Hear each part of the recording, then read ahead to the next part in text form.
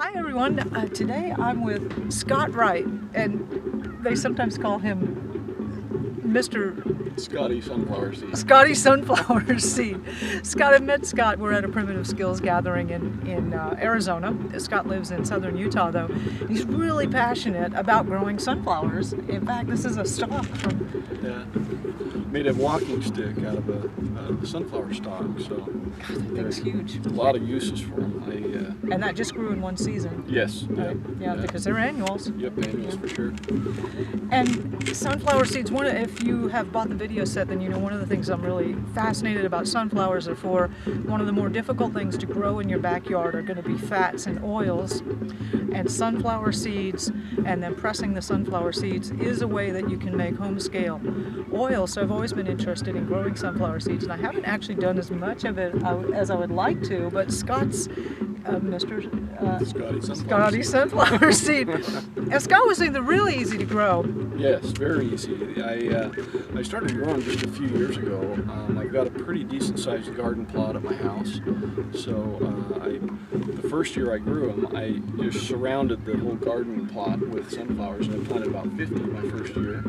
And then I saved all the seeds, and I have a Facebook page, and I offered them to people on the Facebook page. I do photography, and they make beautiful pictures. That was the main reason. You wanted it because you're a photographer. I wanted it from the pictures. And we'll have a link to Scott's Facebook page down below for you to get to.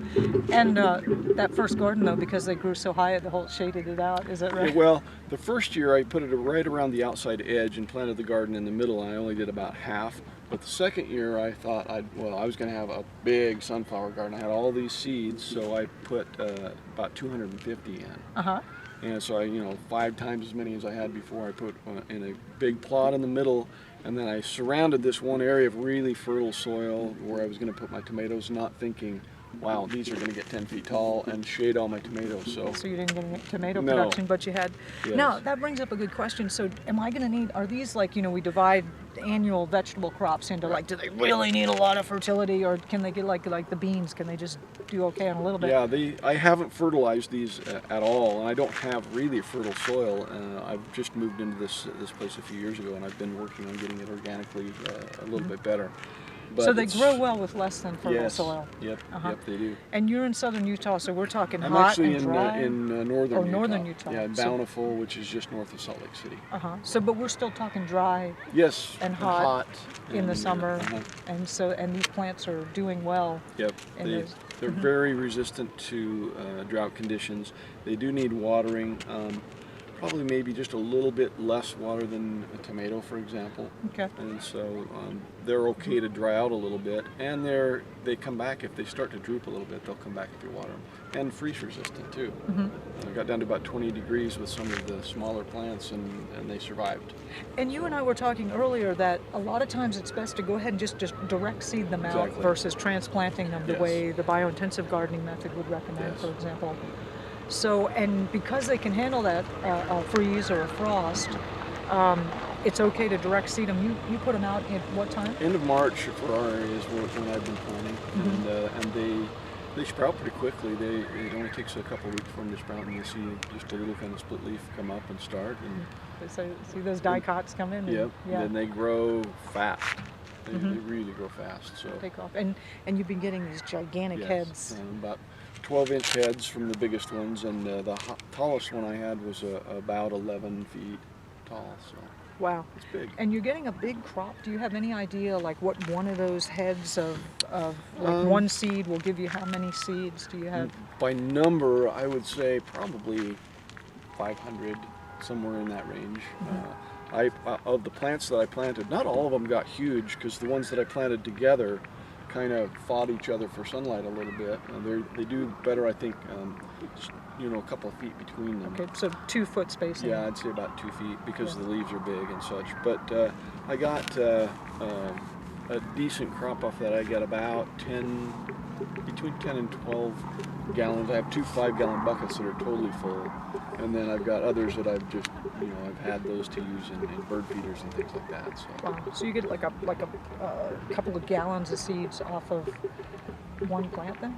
Oh no, off of one plant you probably get, like I say, 500 to 1,000 seeds on the bigger plants, I would say. So I mean, Still that's a pretty good return. Yeah, it is. Yeah, there's a lot. Yes. Is it true that they follow the sun? Like they get up in the morning and then they... Really? Absolutely. In fact, I've got a time-lapse video that I have. It's actually on my Facebook page somewhere. But I turned it on all day long so that you could actually see the heads and even the leaves. They follow the sun. To follow the sun. It's really cool to watch. They're very, Nice. very fun plants to observe. Mm-hmm. So. Wow. When they flower, they're interesting to watch because the flower is obviously huge, but when it opens slowly, and the middle stays kind of a bright green, and then the bees start to pollinate around the outside and just work their way into the middle, and the flower just opens up further and further.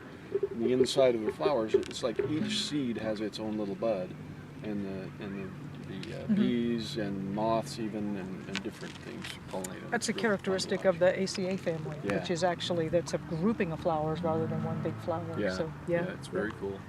Wow. And you're offering free seed. Is this, is there a particular variety that you grow? Or? These are mammoth. Mm-hmm. I did plant several other varieties last year, some big red, orange ones kind of colored, and a few others. I don't even, to tell you the truth, know the names of those. Mm-hmm. But next year, I harvested some some seeds from a few of those plants, and I'll be sharing those next year. But right now, the mammoth are the ones that I've been growing. And you're offering seed to people if they'd like to pick You some bet. up?